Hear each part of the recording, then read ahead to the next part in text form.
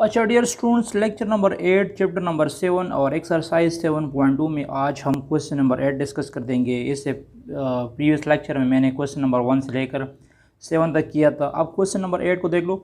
Transform the equation 7x minus 10y plus 13 is equal to 0। इस equation को हम transform करेंगे स्लोप इंटरसेप्ट फॉर्म में। तो जो हमारे पास स्लोप इंटरसेप्ट फॉर्म है वो इस तरह होता है, y is equal to M X plus C. इसको स्लोप इंटरसेप्ट फॉर्म कहते हैं।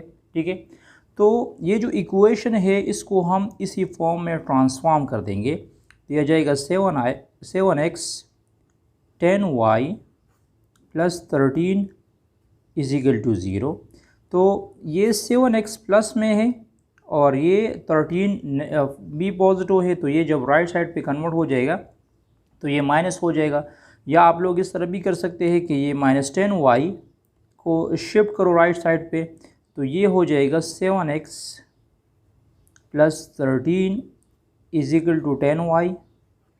आप लोग इसको इस तरतीब में भी लिख सकते हैं कि 10y को लेफ़्ट साइड पे लिख सकते हैं, 10y is equal to 7x plus 13। अब बोथ साइड जो है 10 पे डिवाइड करो, तो ये हो जाएगा y is equal to 7 divide by 10x plus 13 by 10। तो इसको कहते हैं स्लोप इंटरसेप्ट फॉर्म। देखो y अगर कंपैरिजन करनी है तो y is equal to y होगा। mx को 7 बाई 10x के साथ कंपेयर करना है, तो यहाँ पर m की वैल्यू होगी क्या? यहाँ हमारे पास m की वैल्यू होगी 7 बाई 10, ये m की वैल्यू होगी, और जो c है c की वैल्यू 13 बाई 10 होगी। तो इसको कहते हैं स्लोप इंटरसेप्ट फॉर्म। नंबर 2, दूसरा हमारे पास है सिमेट्रिक फॉर्म। क्या है? Symmetric form. तो सिमेट्रिक, इस इक्वेशन को मैं सिमेट्रिक फॉर्म में कैसे कन्वर्ट करूँगा? तो जो सिमेट्रिक फॉर्म का इक्वेशन है वो हमारे पास है x minus x1 divide by cos theta is equal to y minus y1 divide by sine theta. इसको कहते हैं सिमेट्रिक फॉर्म। ठीक है, तो अब क्वेश्चन ये है कि इसमें मैं कॉस थीटा कैसे फाइंड करूँगा, साइन थीटा कैसे फाइंड करूँगा, x1 कैसे फाइंड करूँगा, y1 कैसे फाइंड करूँगा। ठीक है, तो यहाँ पे देख ले, तो यहाँ हमें जो इक्वेशंस गिवन है 7x minus 10y plus 13 is equal to 0, इसको कंपेयर करो इसके साथ ax plus by plus c is equal to 0। इसको general form of linear equations कहते हैं। ये लीनियर इक्वेशन का जनरल फॉर्म है ax plus by plus c is equal to 0। तो अगर मैं यहाँ पे कंपैरिजन कर दूंगा तो कंपैरिजन में इस तरह कर सकता हूँ, a इज इक्वल टू 7 होगा, a को 7 के साथ कंपेयर करो, b is equal to minus 10 होगा, और c इज इक्वल टू 13। ठीक है, अब यहाँ पे देखिए, मुझे यहाँ पे कॉस थीटा फाइंड करना है। कॉस थीटा मैं कैसे फाइंड करूँगा? इधर देखो, यहाँ पे कॉस थीटा किसकी इक्वल है? कॉस थीटा हमारे पास इक्वल होगा cos theta is equal to x divide by a divide by r, sorry a divide by r, ये कॉस थीटा होगा। और साइन थीटा हमारे पास इक्वल होगा वाई डिवाइड बाय आर। अब क्वेश्चन ये है कि ये आर हम कैसे फाइंड करेंगे? तो आर फाइंड करने का फॉर्मूला ये होगा, ये हमारे पास होगा बी बाई आर। ठीक है, sine theta b by r होगा और कॉस थीटा हमारे पास ए बाई आर होगा। तो आर फाइंड करने के लिए हम यूज़ करेंगे ये वाला formula, r is equal to a square plus b square under root. ठीक है, तो यहाँ पे देखिए ए की वैल्यू हमारे पास क्या है, ए की वैल्यू हमारे पास है 7, तो ये आ जाएगा 7 होल स्क्वायर, प्लस बी की वैल्यू है -10 होल स्क्वायर। ठीक है, तो इससे बन जाएगा r is equal to 49 plus 100, इससे आ जाएगा 149। इससे क्या बन जाएगा 149 बन जाएगा। कॉस थीटा फाइंड करना है, तो कॉस थीटा किसकी इक्वल है, cos theta is equal to a divide by r. तो ए की वैल्यू क्या है हमारे पास 7 है, तो ये जाएगा 7 डिवाइड बाय 149 अंडर रूट। ठीक है, ये हमारे पास कॉस थीटा की वैल्यू होगी, और साइन थीटा है बी बाई आर, तो बी की वैल्यू -10 है, तो ये जाएगा -10 डिवाइड बाय अंडर रूट 149। अब यहाँ क्वेश्चन ये है कि इस कॉस थीटा की जगह तो मैं 7/149 पुट कर दूंगा, और साइन थीटा की जगह -10 अंडर रूट 149 पुट कर दूंगा। लेकिन क्वेश्चन ये है कि इस x1 और y1 की जगह मैं क्या पुट करूँगा, x1 और y1 में कैसे फाइंड करूँगा। तो जो ओरिजिनल इक्वेशन हमें गिवन है वो हमारे पास क्या है, 7x -10y plus 13 is equal to 0। तो मुझे दो ऐसे पॉइंट्स लेने हैं x और y के वो x और y में यहाँ पे पुट करूँगा और यहाँ से 0 आ जाए, मतलब फिर मैं सिंप्लीफिकेशंस करके यहाँ से हमारे पास क्या जाए 0 आ जाए। तो वो कौन से पॉइंट हो सकते हैं, तो ये n पेनट पॉइंट हो सकते हैं, ये सिर्फ एक पॉइंट नहीं हो सकता x और y का, बहुत सारे पॉइंट्स हो सकते हैं। तो सपोज़ अगर मैं x की जगह 0 पुट कर दूँ तो मैं 0 भी पुट कर सकता हूँ, और y की जगह मैं सपोज़ 13/10 पुट कर दूँ तो b हो सकता है। एक पॉइंट में ये भी ले सकता हूँ कि सपोज़ मैंने x क्या लिया 0 लिया, और y जो है वो मैंने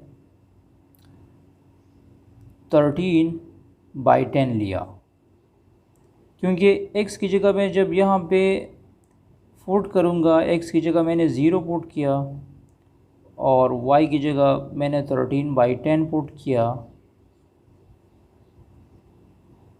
तो ये 13 कैंसिल हुआ, या 10 कैंसिल हुआ, -13 प्लस 13 से हमारे पास आ जाएगा 0। तो ये इक्वेशन सेटिस्फाइड हो रहा है। तो ये जो वाला पॉइंट है इसको आप लोग x कह सकते हैं, x1 कह सकते हैं, और इस पॉइंट को आप लोग y1 कह सकते हैं।